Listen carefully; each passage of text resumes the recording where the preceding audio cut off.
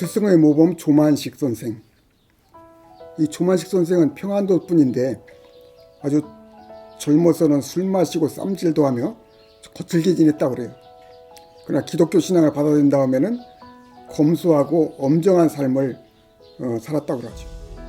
일본에 가서 메이지 대학교에서 법학부를 졸업했습니다. 졸업하고 나서 바로 이승우 선생의 초빙을 받아서 오산학교에서 교사로 또 교장으로 지냈는데, 교사와 교장을 여러 차례 이렇게 다 합하면 9년 정도 했다고 그래요. 근데 9년 동안 교사와 교장으로 하면서 학교에서 돈을 한 푼도 받지 않았다는 거예요. 그만큼 이 집안은 장사를 해서 그런지 아니면 원래 재산이 있는 집안이었는지 재력이 조금 뒷받침이 됐던 거지요.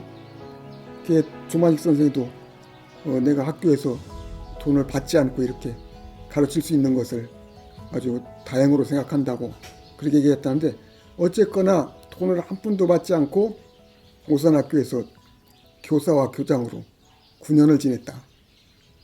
조만식 선생이 학교에서 보여준 스승으로서의 모습은 절대적이었다고 그래요. 학생들의 절대적 신뢰를 받고 학생들에게 절대적인 영향을 미쳤다고 그래요. 학교 역사상 이 조만식처럼 그렇게 학생들에게 깊은 영향을 오래 미친 사람은 없었을 거라고 그래요. 조만식의 한마디 한마디, 행동 하나하나가 그대로 학생들한테 절대적인 신뢰와 무조건적으로 이렇게 받아들여지는 그런 분위기였다. 오산학교에서 이 조만식과 오산학교 학생 사이에 이루어진 관계는 가장 이상적인 스승과 제자의 관계를 실현하고 보여줬다는 거죠. 스승을 전적으로 신뢰하고 존중하는 학생들, 헌신적으로 그리고 희생적으로 학생들을 사랑으로 가르치는 스승은 아마 이렇게 찾아보기 어려울 거라고 그래요. 조만식은 늘 짧은 두루마기와 검소한 한복을 입고 다녔다고 그래요. 당시 오산학교 선생이 한 분은 키도 크고 잘생기고 아마 돈이 많았던지 최신식 양복을 입고 코트를 입고 이게 멋을 부르면서 다녔다고 그러는데, 어느 날 조회 시간에 이 선생이 올라가서는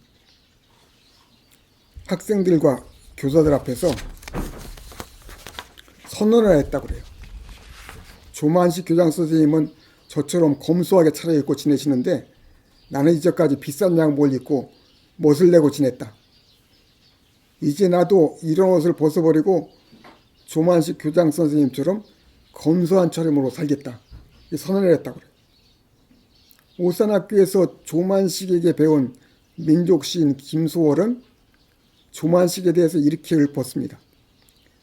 평양서 나신 인격의 그 당신님 조만식, 덕없는 나를 미워하시고 제조 있던 나를 사랑하셨다. 오산 계시던 조만식 10년 본 만에 오늘 아침 생각난다. 근년 처음 꿈없이 자고 일어나며 자그만 키와 여인 몸매는 다른 쇠끝 같은 지조가 뛰어날 듯 타르타는 눈동자만이 유난히 빛난다. 민족을 위하여는 더도 모르시는 열정의 그님. 김수월이 마음속에 스승 조만식을 어떻게 생각하고 있는가를 알 수 있죠. 자기는 비록 조만식 선생이 가르친 대로 살고 있지는 못하지만은 자기 가슴 속에 조만식 선생이 스승으로서 얼마나 깊이 힘있게 살고 있는가를 보여주는 거죠. 사물운동으로 감옥에 갇혔을 때 조만식 선생이 몸이 아파가지고 감방에 누워있었다고 그래요.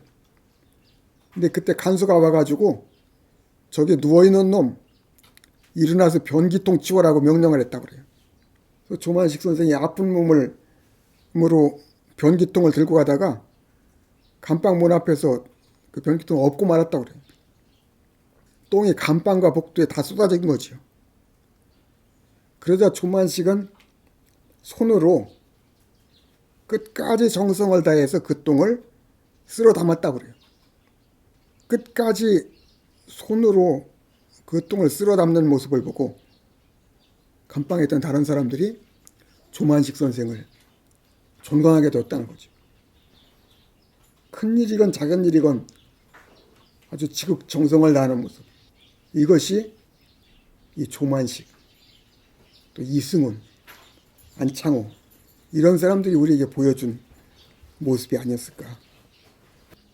안창호가 말년에 병원에 입원했을 때 입원비가 많이 나왔다고 그래요. 감당할 수가 없어가지고 여러 사람들이 도움을 받았는데 조만식 선생도 그 병원 비용을 보탰다고 그래요. 일본 경찰이 조만식을 찾아와서 안창호를 돕지 말라고 아주 협박을 했다고 그래요. 그러자 조만식 선생이 이렇게 말했다고 합니다.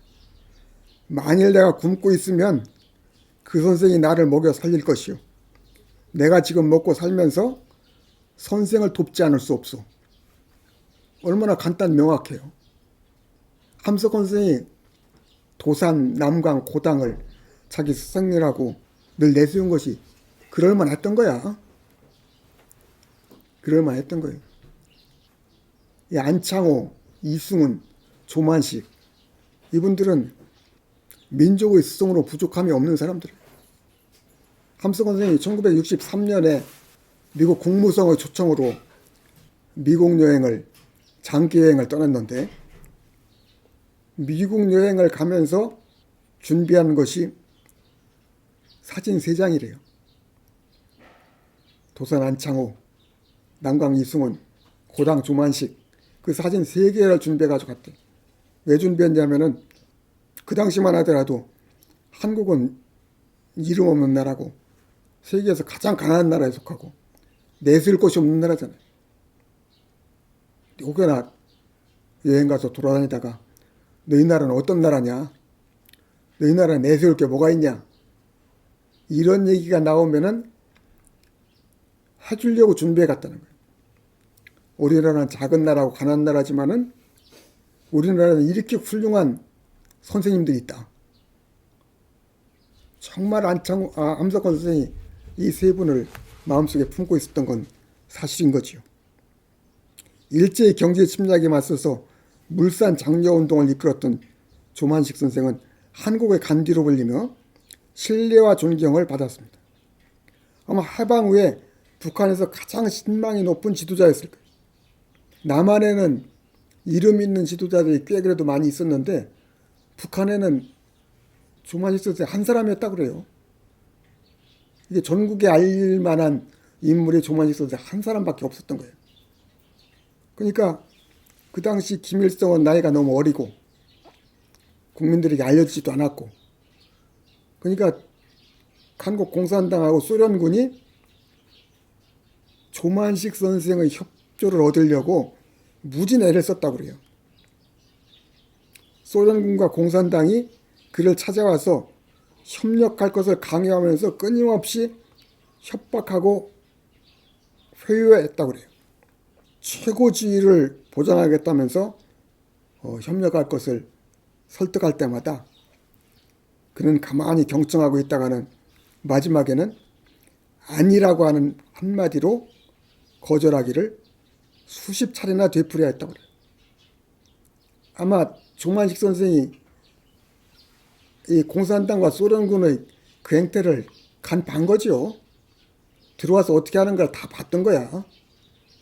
저 사람들한테 협조하면 안 된다고 하는 거를 확실하게 알아가지고 거절했던 거지. 평소에 인자하고 부드러운 선생님이었던 그가 온갖 정치적 협박과 유혹을 물리치고 아니라는 말로 거절하는 것은 강인하면서 고결한 독립정신을 지녔다는 것을 나타내죠. 함석헌의 시 그 사람을 가졌는가 해서 온 세상의 찬성보다도 아니하고 가만히 머리 흔들 그 한 얼굴 생각에 알뜰한 유혹을 물리치게 되는 그 사람을 그대는 가졌는가 하는 대목은 조만식을 염두에 둔 구절입니다. 그 후 조만식이 감옥에 갇혀서 죽음을 앞두고 있을 때 제자들이 그를 탈옥시켜서 남쪽으로 내려보내려고 준비를 했습니다. 그리고 조만식 선생에게 나가라고 권유했죠. 조만식 선생이 나는 이미 나이가 많으니까 북한의 동포들과 함께 살고 죽겠다. 그러면서 한사코 탈옥을 거부했다고 그래요. 그리고 실제로 머지않아 6.25 전쟁이 일어나면서 북한에서 죽었다고 그래요. 제자들이 살 길을 열어줬지만은 감옥에서 떠나갈 것을 거절하고 북한 동포들과 함께 죽은 이런 지도자가 있었다고 하는 것은 우리 마음에 존경심을 갖게 하는 참으로 고마운 일이라고 생각을 합니다.